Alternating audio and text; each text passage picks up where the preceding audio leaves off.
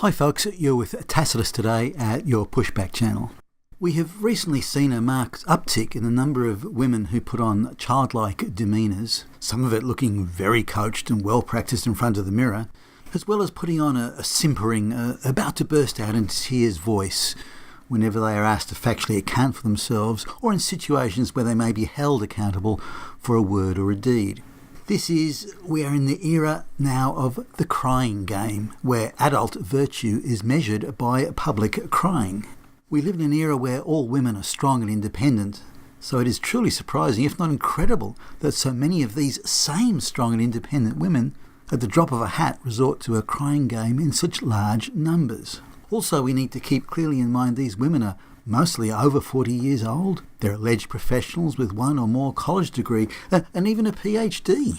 The potency and the extent of the crying game was brought home to me when a corporate team leader, a woman in her late 40s with an Ivy League degree and more than 20 years in the workforce, threatened to cry. That's right, she threatened, "I'm going to cry and do a little bit of foot stamping if you all don't do what I want," insisting her colleagues and supervisor must immediately consent to her demands. The demands were not necessarily outrageous, but they also were not justified and were not within her job description to make or demand, nor was the dramatic histrionics appropriate or needed.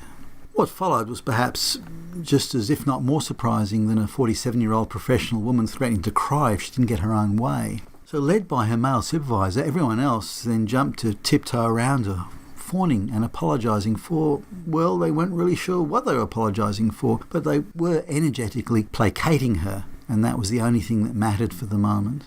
Now, in a world of sanity and reality, this woman, a team leader no less, after such an infantile outburst like that, would have been demoted or forced to take leave or move sideways to a low-stress, pencil-pushing job. But instead, and as well as the fawning to her childlike whims, the cooked onlookers applauded her courage and strength and outstanding leadership abilities.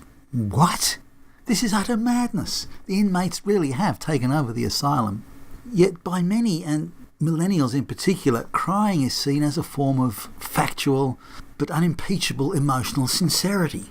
An NGO charity street collector bailed me out for a donation and quoted an absurdly fictitious statistic that 50% of all women were raped. When I asked the 20-year-old gender studies student, like what else would she be studying, how she knew that claim of 50% rape to be accurate, she stated someone from NGO head office had come out on tour and told them all about it. So I said, well sure, but how do you know that claim of 50% rape is accurate? And the girl said, well, she knew it must be true because, and wait for this, the professional NGO agitator woman cried. Yes, she cried when she was quoting the monumentally fake rape statistic. Well, if it's a boo-hoo, then it's got to be true.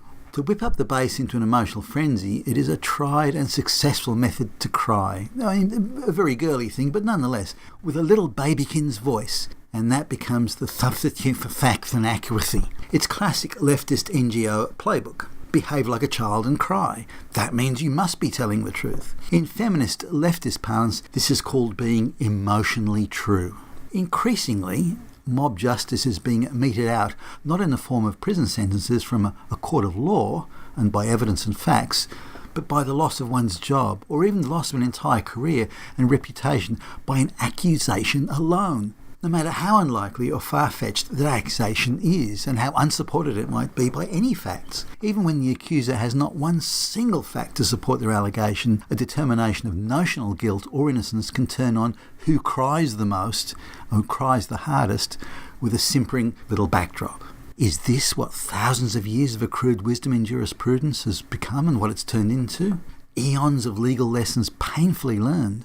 Judges now bring in the accuser and accused and ready, set, 1, 2, 3, go. Now you cry. Okay, now you cry. Oh, okay, crier 1 shed 21 tears, but crier 2 shed 24 tears. So crier 2 wins. Case decided. But Your Honour, my client wants to appeal. I think we can pump out just a few more tears and win the case. Maybe they should have an applause meter in the public gallery and can round out this new form of neo-jurisprudence for our new infantile age. I cannot find a single mainstream media outlet that speaks in defence of evidence, facts and due legal process. And politicians, even though they have sworn a solemn oath to defend and uphold the law and due legal process, they're strangely absent. They simply will not defend it. Lady Justice wears the blindfold of impartiality and holds up the precious scales of justice. She is being abandoned and maliciously infantilised and neutralised now as perhaps never before.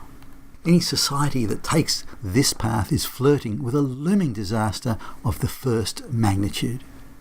You've been with Tacitus today at your Pushback channel, and thank you for listening.